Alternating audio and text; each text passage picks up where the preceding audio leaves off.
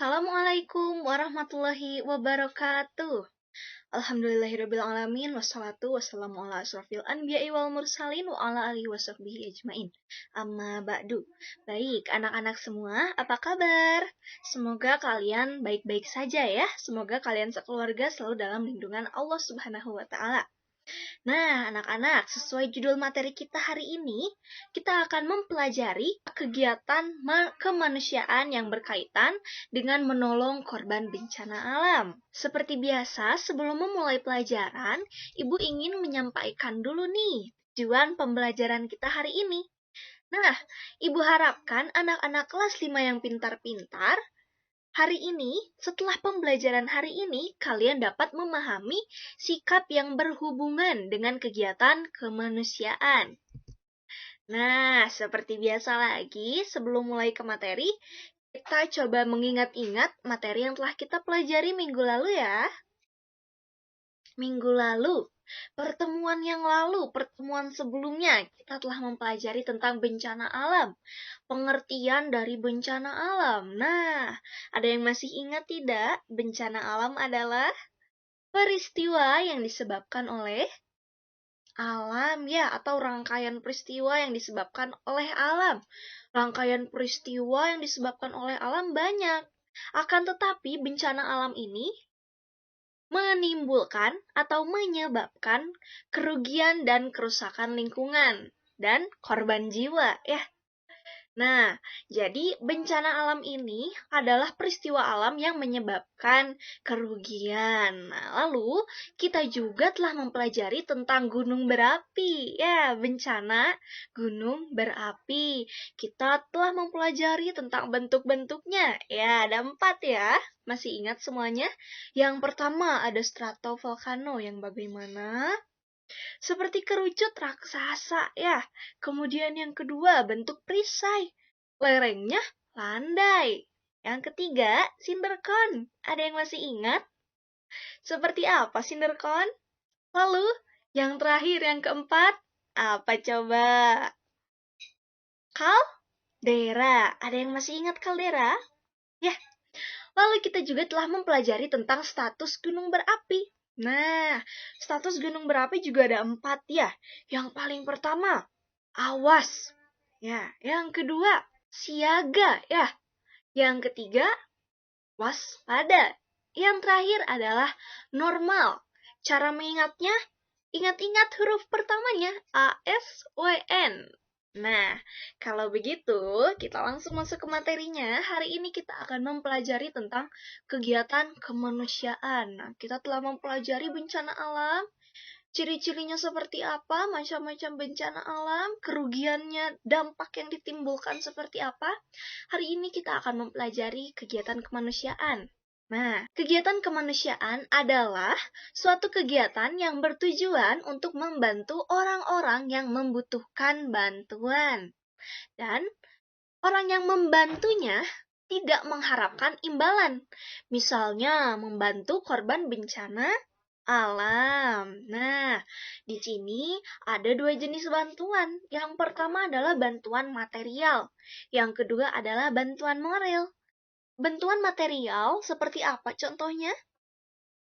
Seperti makanan, kemudian sandang, pangan, sandang, obat-obatan, dan sebagainya.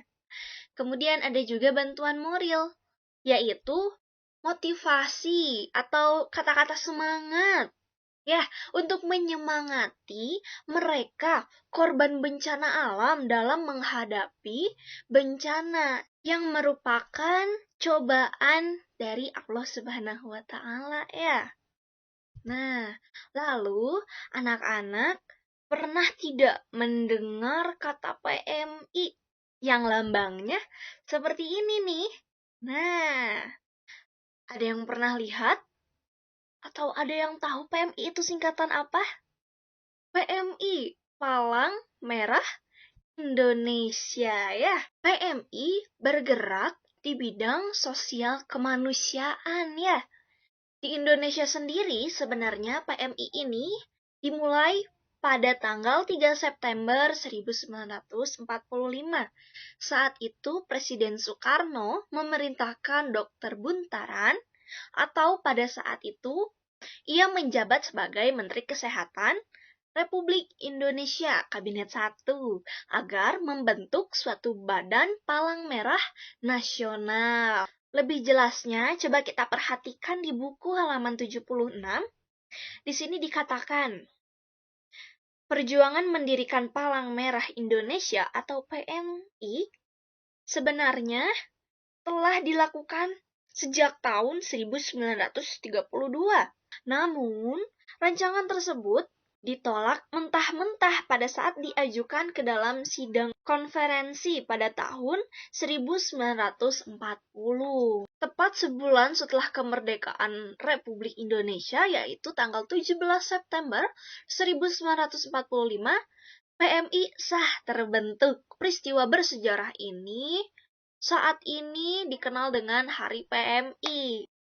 Nah, untuk menolong korban bencana, ada yang perlu kita perhatikan nih. Ternyata bergantung pada jenis bantuan yang akan diberikan. Namun, secara garis besar, bantuan itu dapat dikelompokkan ke dalam beberapa kelompok.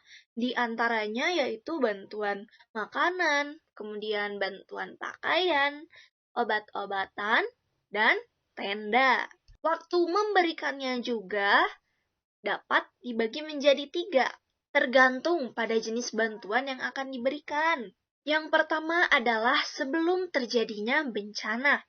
Lalu yang kedua adalah saat terjadi bencana. Dan yang ketiga adalah sesudah terjadi bencana. Sebelum terjadinya bencana alam, contoh bantuannya seperti apa? Nah, misal yang pertama di sini memberikan pemahaman atau wawasan. Sebelum terjadinya bencana alam, memberikan pemahaman atau wawasan tentang bencana yang mungkin terjadi di daerah itu. Misalnya daerah pegunungan, beritahu mereka tentang bencana longsor.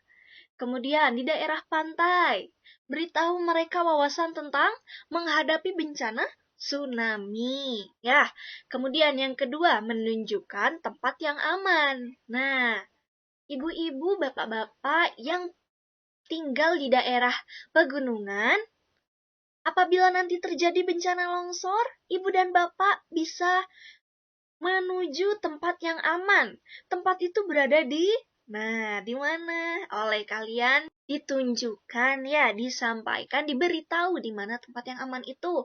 Lalu yang ketiga adalah pelatihan mendirikan tenda. Dan yang keempat, sebelum terjadi bencana alam, kita bisa membantu dengan cara memindahkan barang-barang. Selanjutnya, saat terjadi bencana. Nah, apa yang bisa kita lakukan? Pertolongan jenis apa yang bisa kita lakukan saat terjadi bencana? Yang pertama ialah mengevakuasi korban agar selamat dari bencana tersebut. Nah, akan tetapi, pekerjaan ini membutuhkan keterampilan khusus, sehingga hanya orang-orang terlatih saja yang mampu untuk melakukannya. Biasanya dilakukan oleh Basarnas ya. Lalu, ada juga setelah terjadi bencana. Misalnya di sini adalah bencana gunung meletus. Apa yang harus kita lakukan? Yang pertama adalah kita bisa membagikan bantuan pangan, membagikan bantuan pakaian yang masih layak pakai ya. Kemudian memberikan pertolongan pertama. Dan juga kita bisa membagikan masker pelindung. Ya, semua ini bisa dilakukan di tempat pengungsian. Lalu, anak-anak sudah sampai ke tahap penugasan ternyata. Di sini ada tugas untuk kalian. Tugasnya adalah kerjakan latihan soal dalam bentuk Google Form yang akan dibagikan linknya, tautannya di grup WA ya. Sebelum Ibu akhiri pembelajarannya, Ibu ingin menyampaikan sebuah hadis terkait menolong sesama. Dari Abu Hurairah, dia berkata, Rasulullah bersabda, barang siapa yang membantu seorang muslim dalam suatu kesusahan di dunia, maka Allah akan menolongnya dalam kesusahan pada hari kiamat. Dan barang siapa yang meringankan beban seorang muslim yang sedang kesulitan, maka Allah akan meringankan bebannya di dunia dan di akhirat. Nah, untuk itu, karena Nabi Muhammad telah berucap seperti ini juga merupakan janji Allah untuk menolong hambanya. Kita tidak boleh pamrih dalam menolong orang, apalagi orang tersebut sedang kesusahan. Nah, karena apa yang telah kita lakukan, bantuan yang telah kita berikan, kelak akan diganti oleh Allah Subhanahu wa Ta'ala. Oke, kalau begitu, apabila ada yang ingin ditanyakan, boleh hubungi ibu atau boleh menuliskan pertanyaannya di kolom komentar ya. Terima kasih banyak karena telah memperhatikan. Kita tutup pembelajarannya dengan doa akhir majelis. Subhanaka Allahumma wa bihamdika asyhadu an la ilaha illa anta astaghfiruka wa atubu ilaik. Terima kasih semuanya.